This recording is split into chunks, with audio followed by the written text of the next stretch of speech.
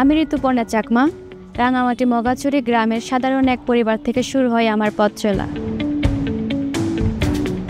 শুরুটা খুব সহজ ছিল না। তৃতীয় শ্রেণীর সেই আঙুলের চোটকে হারিয়ে মগাছড়ির মাঠ থেকে উঠে এসেছেন ঋতুপর্ণা। আজ তিনি শুধু নারী ফুটবলের তারকাই নন, দেশের সেরা অ্যাথলেটদের একজন। গর্বের নাম, গর্বের শক্তি।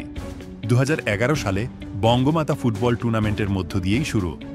এরপর একে একে এশিয়ার মঞ্চ জয়। প্রতিটি পদক্ষেপে ছিল সংগ্রামের গল্প।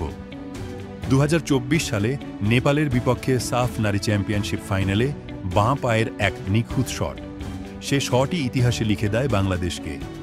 আর 2025 সালের জুলাইয়ে মিয়ানমারের মাঠে প্রতিপক্ষের চেয়ে 55 ধাপ এগিয়ে থাকা দলকে হারিয়ে দেন তিনি 2 গোল করে। সেই বাঁ পায়ের জাদুই প্রথমবার বাংলাদেশ নারী ফুটবলকে পৌঁছে দেয় এশিয়ার বৃহত্তম মঞ্চে। ঋতুপর্ণা চাকমাকে আমি 16 সালের final round GFA cup final round থেকে পেয়েছিলাম এবং সে লেগ ফুটি স্পেশালিস্ট ছিল। নিয়মিত হার্ডওয়ার্কের মাধ্যমে যে তার ফুটবল শৈলী ফুটিয়ে তোলে এবং বাংলাদেশ টিমের নির্ভরযোগ্য খেলোয়াড় হয়ে ওঠে। আমি ঋতুপর্ণা চাকমার উজ্জ্বল ভবিষ্যৎ কামনা। আমার লাস্ট যে এশিয়ান কাপে কোয়ালিফাই প্রথম ম্যাচ ছিল বাহরাইনের সাথে, সেদিন আমার ভাইয়ের মৃত্যুবার্ষিকী ছিল। ওই প্রথম গোলটাই হচ্ছে আমি আমার ছোট ভাইকে উৎসর্গ করেছিলাম। এর আগে 2022 সালে সাফের সেমিফাইনালে পাকিস্তানের সাথে যে গোলটা করেছিলাম, ওই গোলটা ওর নামে হচ্ছে উৎসর্গ করেছিলাম।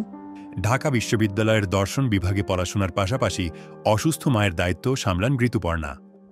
পাহাড়ি দুর্গম পথে চিকিৎসার ব্যবস্থা, খরচ বহন সবকিছুই সামলান সাহস আর অদম্য মনোবলে। হাজারো তরুণ তরুণী আমাকে ফলো করে। তাদের উদ্দেশ্যে একটাই কথা বলবো, যে স্বপ্ন দেখা থামিও না। পরিশ্রম ও সাহস থাকলে পাহাড় উন্নত হবে। ঋতুপর্ণা চাকমা, তিনি শুধু জাতীয় দলের ফুটবলার নন, তিনি সাহস, স্বপ্ন আর অদম্য মনোবলের প্রতীক। পাহাড়ের বুক থেকে উঠে আসা এই মেয়ে আজ লক্ষ তরুণীর অনুপ্রেরণা।